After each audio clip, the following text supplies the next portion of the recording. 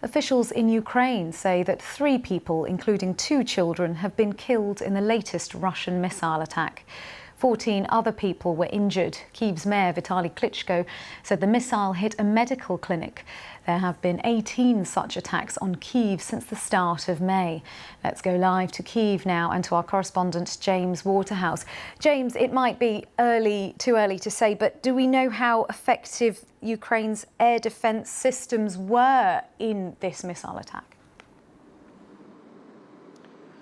Well, we're told by officials that most, if not all, of the drones launched towards the capital last night were intercepted, and I think that represents a broader trend of Ukraine's air defence systems being highly effective. I think we've seen the US provide Patriot systems, which have been hugely valuable to Ukraine in its ability to defend the skies. But the question remains, why is Russia doing this? Because I think many thought that its tactic of targeting Ukrainian cities with relentless missile attacks would end with the conclusion of winter, because Moscow was trying to deprive Ukrainians of energy and water by taking out key infrastructure sites. But if anything, the opposite has happened. And the thought is in some circles that Moscow is trying to get ahead of a much anticipated Ukrainian counter-offensive, which, by the way, hasn't demonstrably started yet.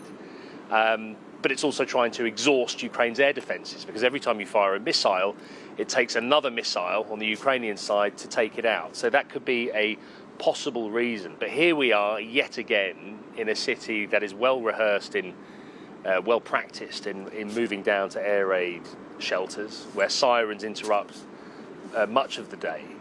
And it is civilians that find themselves directly in harm's way. Even if a missile is intercepted, it's the falling debris which causes so much damage. And it seems to be the case this morning.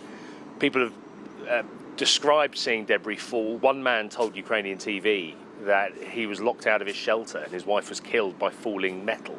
So it gives you an idea that even when air defences work, no one is safe. But it's worth reiterating that these kind of tactics, while they do pressure the population, while they do cause further human loss, they don't change much in a military sense across a front line that spans 600 miles. But nevertheless, here we are again, waking up to scenes of devastation. Yes, James, as you say, the suggestion is that this is part of Russia trying to deplete and damage Ukraine's air defence systems ahead of the counter-offensive. Is there an indication of whether that is having an effect, given that this is a counter-offensive that has been anticipated for a while? Well, no, as I said, it doesn't, this is in separation to any kind of military movement.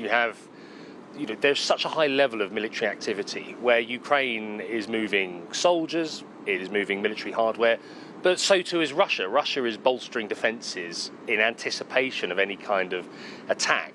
And to be frank, while you have President Zelensky saying we've fixed a date for the counter-offensive, you have to take that with a pinch of salt, because a wartime leader is hardly going to disclose his tactics to the wider world on TV. Nevertheless, I think Ukraine is certainly readying itself. It could happen tomorrow, it could happen in a month.